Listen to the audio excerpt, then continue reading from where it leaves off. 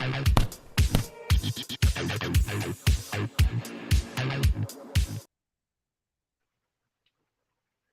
there, boxing fans around the world. Thank you for joining me once again for another episode of Boxing News Today here on Talkin Fight.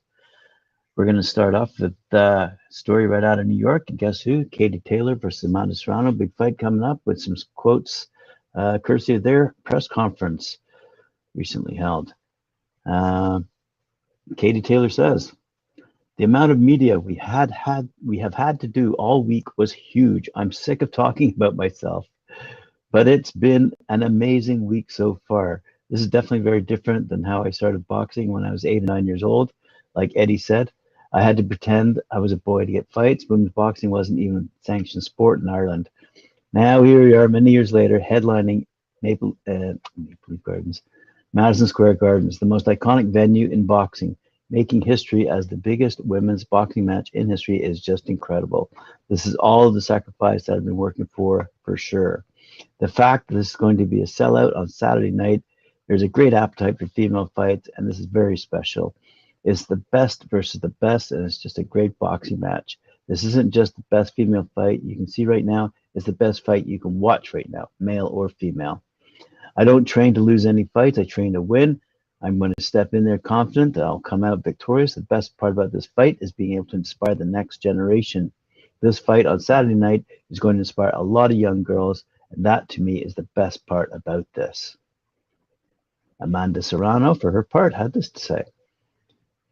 "It's been a long time, and it's finally happening. Now I'll shine thanks to all you guys at Madison Square Garden. I couldn't ask for a better place to make history once again.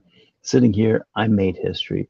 I won my Golden Gloves here at the Hulu Theater, and I made history on DAZN with you becoming a 7th Division World Champ, and I plan on doing the same thing at the Big Garden. My first time there, I shine under pressure. One of my goals is to become undisputed champion, and she has that, and I'm going up. Once again, 2 divisions to fight one of the best fighters in the world. It's been an amazing long journey getting here to fight Katie Taylor. Timing is no better than right now. I'm so looking forward to Saturday. We're probably the 2 nicest fighters. There's no bad talk between me and Katie Taylor because the fights are won inside the ring, not outside. We don't need to talk bad about each other.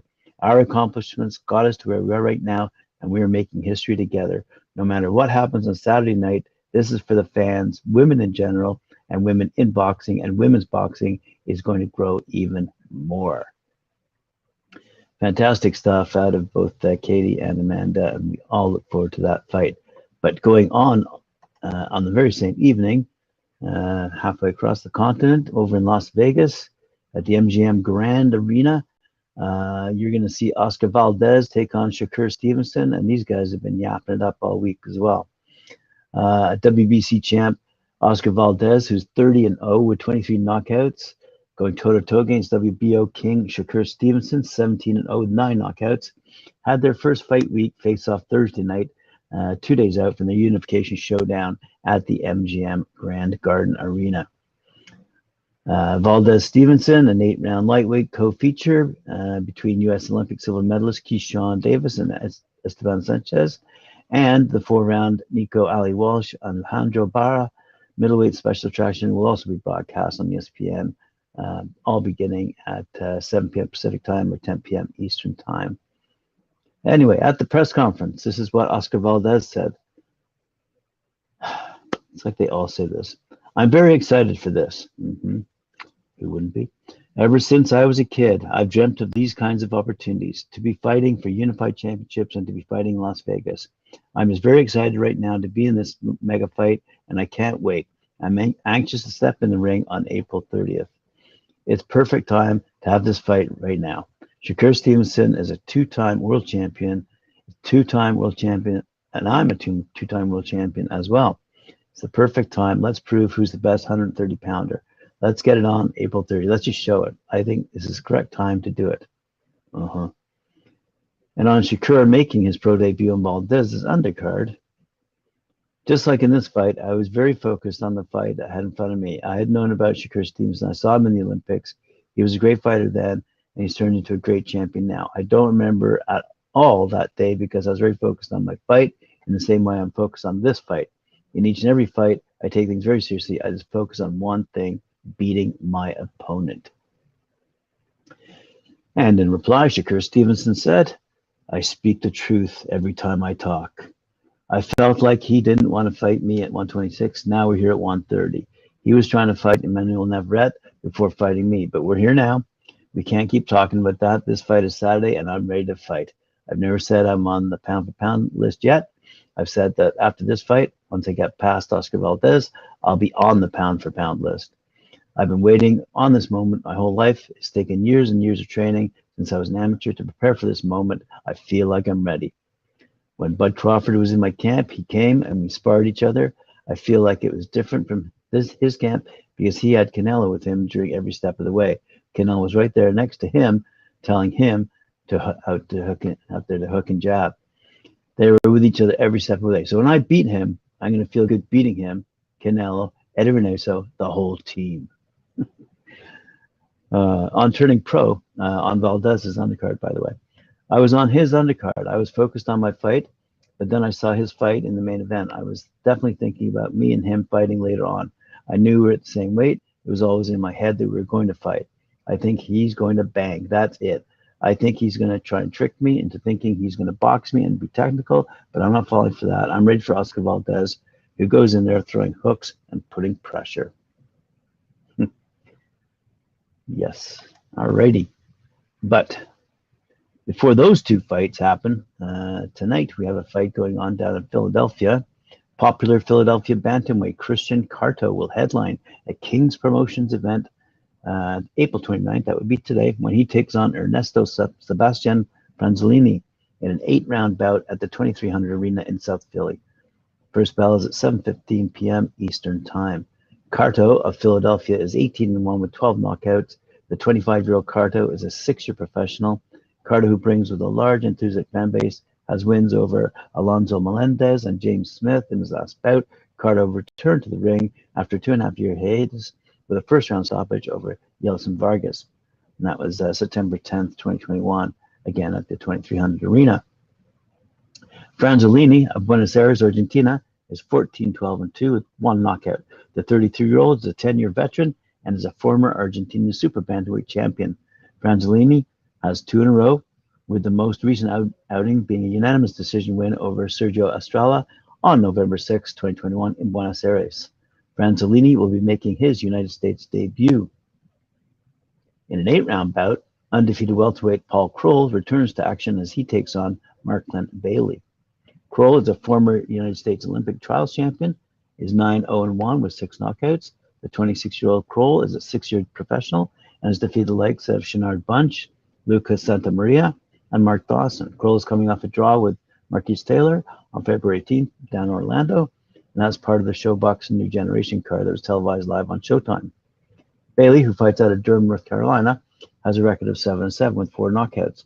The 27-year-old Bailey is also a 6-year professional who has wins over Vinny De Niro, and his last bout when he took a 6-round split decision over Christopher Kyle Harrell, who was 8-1-1, on November 20th in Myrtle Beach, South Carolina. Bailey has also fought top prospects Alberto Palmato, Vito Milnicecki, and Xander Zayas. In other fights that night, that'll be tonight. Let's see, junior welterweight Quadir Albright, 5-0, undefeated, out of Philadelphia, takes on Jorge Garcia, who's 13-8-1 out of Buenos Aires. Lightweight Julian Gonzalez, also 5-0, will battle Ivan Jimenez, 7-1-1, who's out of Naples, Florida. In a 6-round bantamweight contest, Jeremy Ordorno, who's 6-0, also undefeated, out of Allentown, Pennsylvania, will fight Jason Vera, 5-8, who's fighting out of Miami.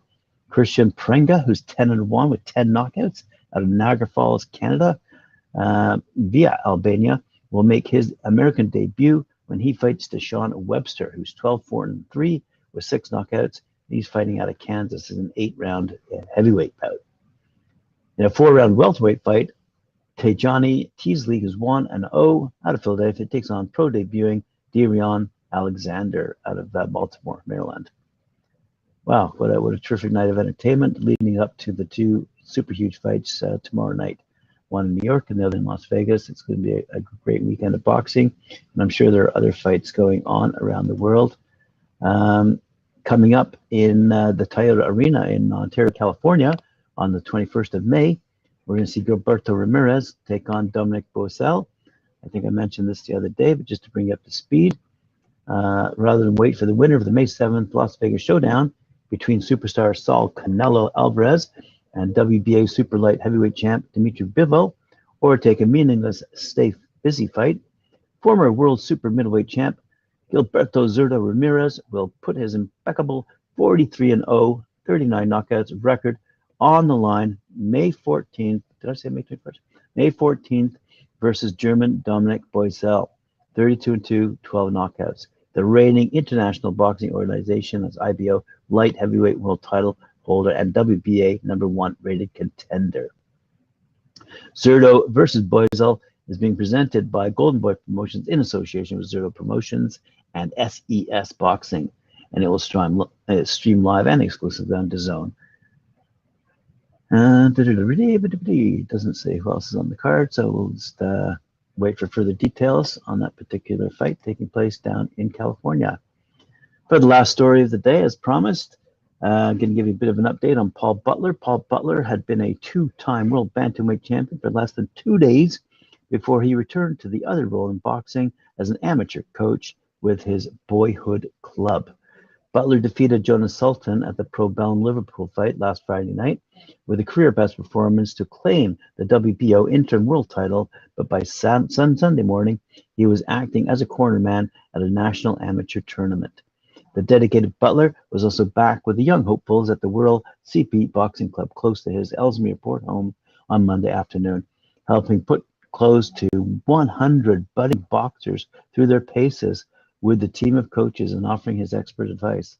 100 budding boxers, that's amazing. The 33-year-old is fully expecting the WBO to elevate him to full champion this week after former title holder John Riel Casimiro was forced out of their fight, having contravened weight-making rules. Butler, who first won the bantamweight crown in 2014, is now eyeing a shot at either Nonito Donaire or Naoya Inoue, who hold the other three world titles between them. He says, I went out on Saturday night and watched the Tyson Fury fight, but the next morning I was up and we were in Liverpool because the club had 4 kids in the England Boxing School Championships. So I was out there in the corners with them.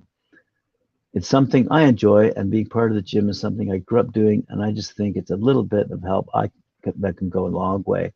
The WBO made Butler's fight with replacement Sultan for the interim title, but the Liverpool SC fan is hoping the sanctioning body elevate him to full world champion.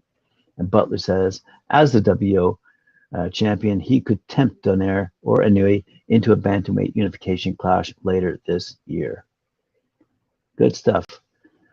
Well, thank you very much for joining me here on Talkin' Fight. Appreciate it. Remember to join us at 4 p.m. for Knuckle Up with Mike Gore and Cedric Ben, and then at 7 o'clock when we have the Friday night panel. I think that's it for today. There may be the Sugar Show, but check talkinfight.com for more information, and I will see you later on. Remember to like, share, subscribe, and hit that notification bell to get notifications when we're coming up next. Adios.